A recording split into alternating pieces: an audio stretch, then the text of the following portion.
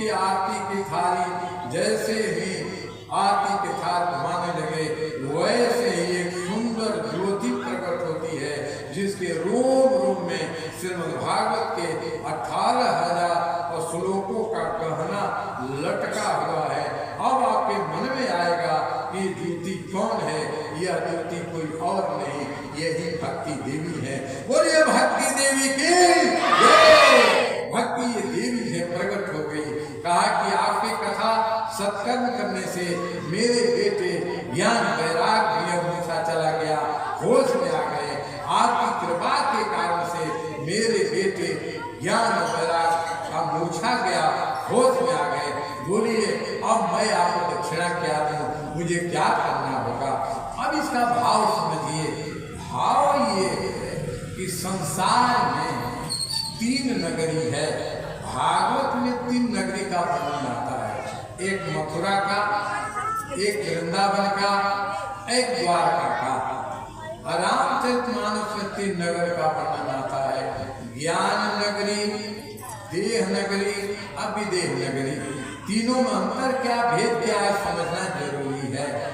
ज्ञान नगरी अयोध्या को कहते हैं, जहाँ कौशल्या अम्बा परम ज्ञान स्वरूपा है।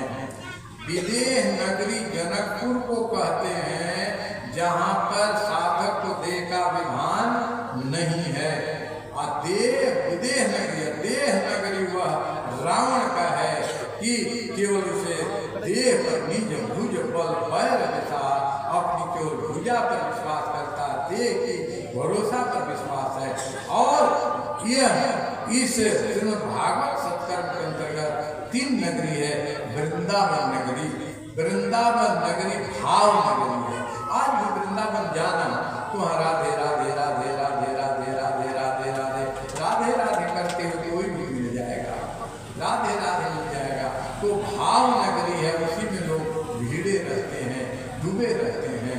और यह जो नगरी है मथुरा नगरी, ये भोग नगरी है, भोग नगरी है, जहाँ भोग की कंस जैसे लोग बंद होते हैं।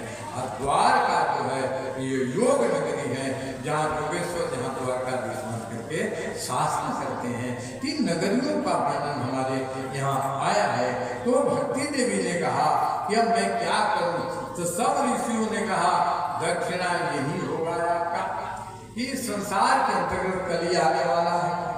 इस कली के अंतर्गत लोगों का ज्ञान मुक्त होगा, वैराग्य मूर्छित हो जाएगा, भक्ति का भी अभाव रहेगा।